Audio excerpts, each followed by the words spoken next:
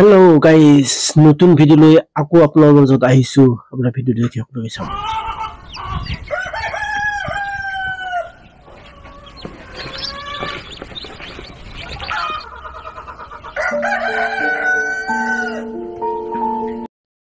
ঘৰতে বহি কম পইচাত মুৰ্গী মাক নোহোৱাকৈ আমি কণীৰ পৰা কেনেকৈ মুৰ্গী পোৱালি উৎপাদন কৰিব পাৰি,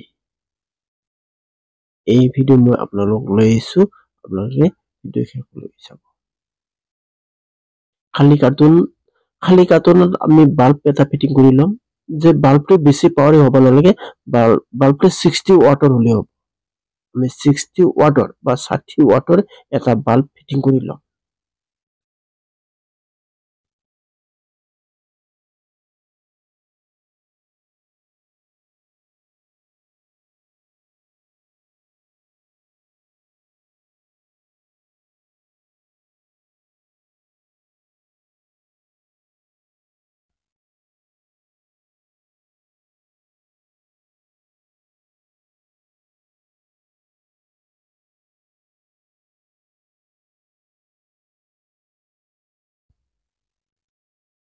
ষাঠি ওয়াটৰ এটা বাল্ব এটা ফিটিং কৰি আমি বেছি পাৱাৰ নালাগে 60 ওয়াটৰ বা 60 ওয়াটৰ বাল্ব এটা ফিটিং কৰিম।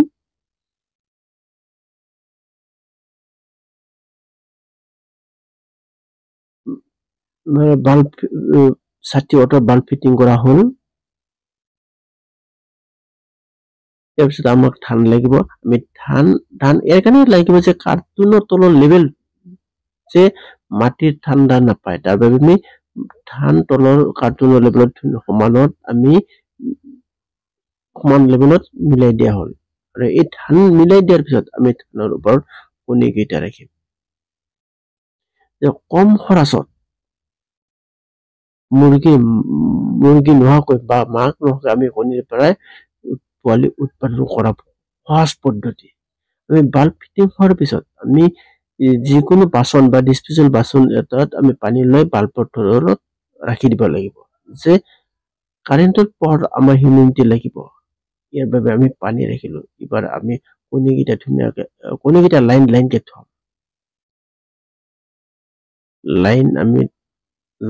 কণীকেইটা লাইন লগাই থলো।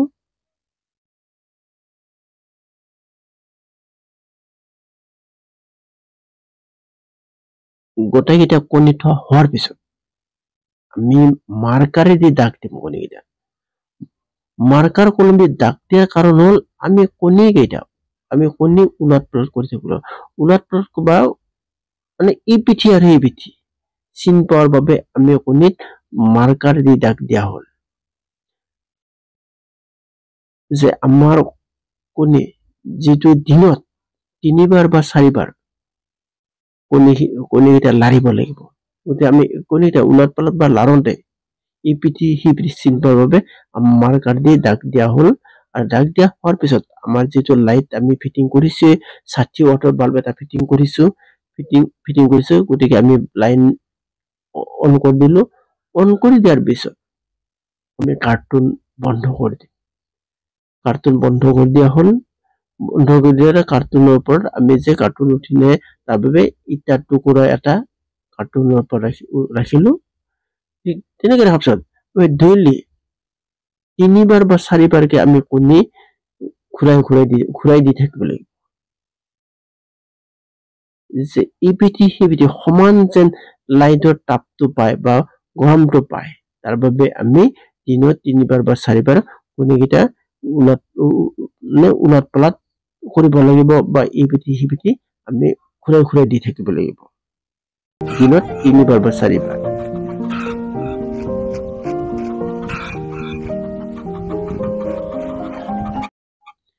এনেকৈ চোৱাৰ পিছত আকৌ বন্ধ কৰি দিলো। বন্ধ কৰি দিয়াৰ পিছত তেনেকৈ চাই আমি 10 দিনৰ পিছত আমি 10 দিনৰ পিছত কণীকেইটা আমি চেক কৰি চাম কণীকেইটা ঠিকে আছে নে নাই। গতিকে আমি কণীকেইটা কেনেকৈ চেক কৰি যাম, যে একদম সহজ উপায় এটা আছে। আমি এই সহজ উপায়েৰে কণীকেইটা চেক কৰি চাম। আমি সম্পূৰ্ণ লাইট অফ কৰি দি আন্ধাৰ কৰি লব ঠাইটুকুৰা আমি আন্ধাৰ কৰিলো। তাৰপিছত মোবাইলৰ পোহৰত আমি কণীকেইটা চাম। মোবাইলৰ পৰত আমি কণী কেইটা কেনেকৈ চাম মোবাইলৰ পৰত বা মোবাইলৰ টৰ্চত আমি কণী লগাই দিলো আমি কণী ঘূৰাই চালে আমি গম পাম যে কণী ঠিকে যদি আছে কণীৰ কলা স্পট এটা তলত পৰিছে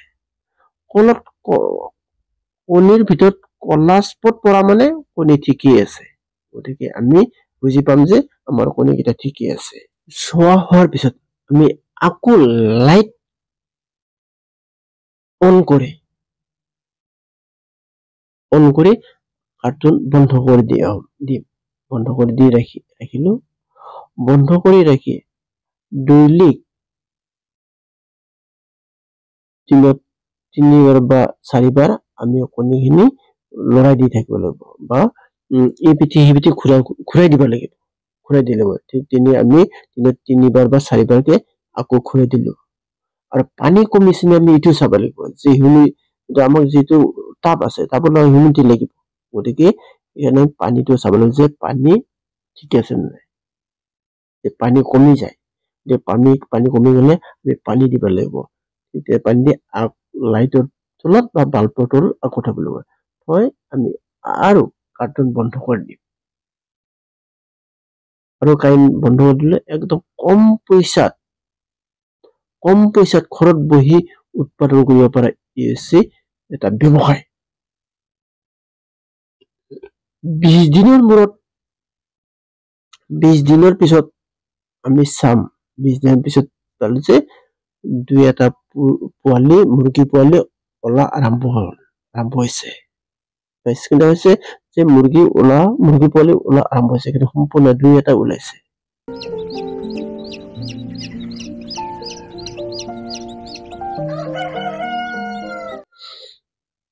আমি আকৌ বন্ধ কৰি দিম যেটো মুৰ্গী কণীৰ পৰা পোৱালি ওলা সম্পূৰ্ণ হোৱা নাই আৰু কণী বাকি আছে ইয়াৰ বাবে আমি কাৰ্টুন আৰু বন্ধ কৰি দিলো বন্ধ কৰি দি এই ৰাতি থকা 21 দিনৰ পিছত 21 দিনৰ পিছত আমি চাম 21 দিনৰ পিছত আমি চাই দেখিলো যে গোটাকেইটা পোৱালি ওলা সম্পূৰ্ণ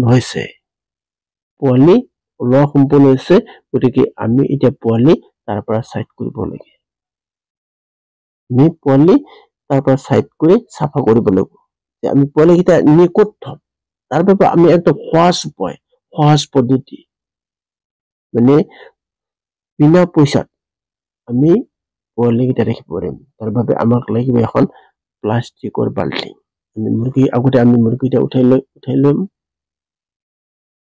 বাচন এটা মুৰ্গীটা উঠাই লম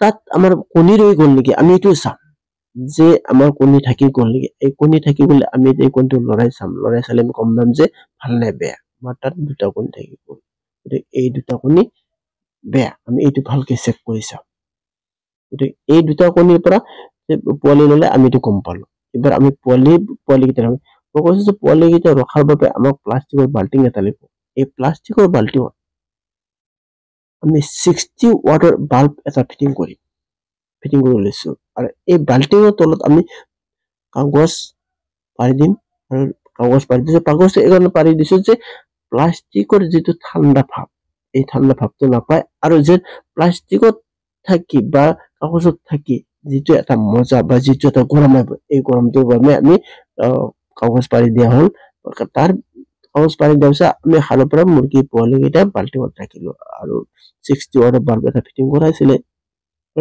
পোৱালি আমি বজাৰত কিনি পোৱা পানী দিয়া এটা বাচন পায় এই বাচন কিনি আনিলো আৰু মুৰ্গী সানা পোৱালি সৰু পোৱালি মুৰ্গী দানা পায় এই মুৰ্গী দানাটো কিনি আনি আমি দিলো তেনেকে ৰাখিলো তেনেকে আমি যতন কৰি ৰাখি মুৰ্গী ডাঙৰ কৰিব কম পইচাত আমাৰ